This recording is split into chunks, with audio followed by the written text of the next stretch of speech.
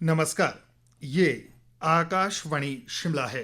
अब आप विनोद कुमार से प्रादेशिक समाचार सुनिए।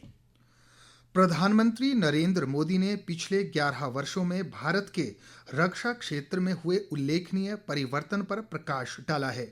एक सोशल मीडिया पोस्ट में प्रधानमंत्री ने कहा कि रक्षा उत्पादन में आधुनिकीकरण और आत्मनिर्भरता हासिल करने पर ध्यान केंद्रित किया गया है। उन्होंने कहा कि ये देखना उत्साहजनक है कि कैसे भारत के लोग राष्ट्र को मजबूत करने के साझा संकल्प के साथ एकजुट हुए हैं। हिमाचल प्रदेश की ऐतिहासिक भारत और तिब्बत सीमा एक बार फिर देश के आम लोगों के लिए खुलने जा रही है।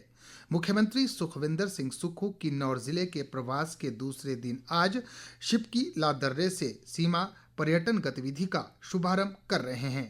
पेश है ये रिपोर्ट। हिमाचल प्रदेश के किन्नौर जिले की सीमावर्ती गांव शिपकिला से तिब्बत के लिए एक सिल्क रूट की शाखा रही है, जहां से भारत और तिब्बत के बीच सदियों से व्यापार होता रहा है।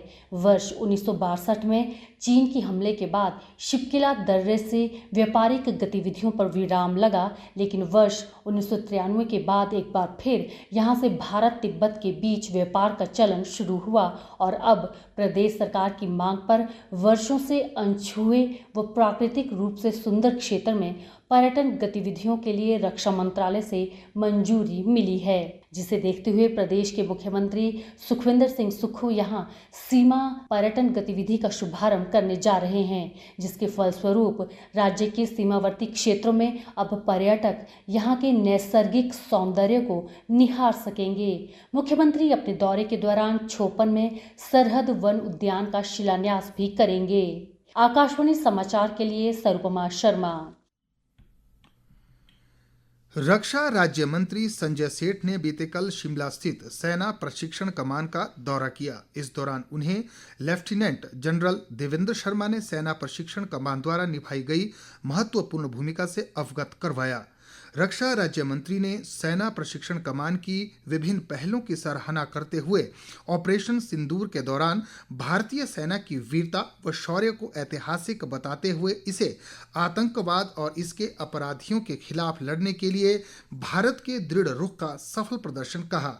उन्होंने पूर्व सैनिकों के कल्याण के प्रति सरकार की प्रतिबद्धता की पुष्टि की। इस बीच केंद्रीय रक्षा राज्य मंत्री आज शिमला में एक पत्रकार वार्ता को भी संबोधित करेंगे। इस दौरान भाजपा के प्रदेश अध्यक्ष राजीव बिंदल व नेता प्रतिपक्ष जयराम ठाकुर भी मौजूद रहेंगे।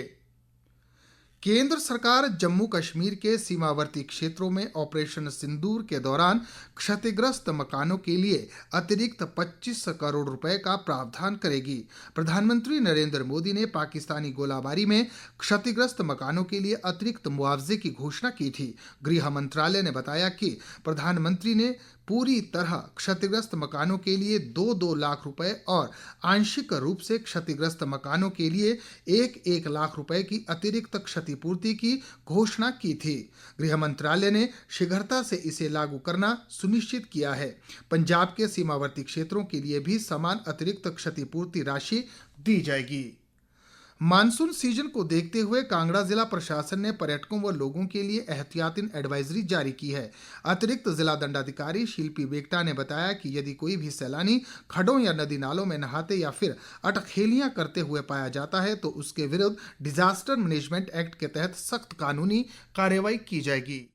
ड्यूरिंग मॉनसून्स हम डीएम एक्ट में नोटिफिकेशंस निकालते हैं, जहां पर लोगों को जो हमारे रनल्स हैं या जो खड्डे हैं उसमें जाने पर रोक होती है। मेन हमारा यही है कि जो भी लोग इस तरह से अवहेलना करते हुए पकड़े जाएंगे उन पे हम under relevant sections of DM act we will be invoking the sections और उन पे केस हम दायर करेंगे इंक्लूडिंग एफआईआर्स। प्रदेश में करीब एक सप्ताह से साफ मौसम के चलते तापमान में लगातार बढ़ोतरी दर्ज की जा रही है। बीते 24 घंटों के दौरान हमीरपुर जिले के नीरी में अधिकतम तापमान 42.6 डिग्री सेल्सियस दर्ज किया गया। मौसम विज्ञान केंद्र शिमला के अनुसार आज प्रदेश के कई क्षेत्रों में लू चलने का अलर्ट जारी किया गया है। दूसरी ओर जनजातीय जिला लाहौल स्पीति की लाहौल घाटी में इन दिनों मौसम का मिजाज बदला हुआ नजर आ रहा है। कुछ दिनों से घाटी के तापमान में 3 से 4 डिग्री सेल्सियस की बढ़ोतरी दर्ज की गई है और यहाँ के नदी नालों में पानी का बहाव तेज हो गया है। इसी के साथ प्रादेशिक समाचार का ये बुलेटिन समाप्त हुआ। हमारा अगला बुलेटिन आप सुन सकते हैं दोपहर 3 बजे। नमस्कार।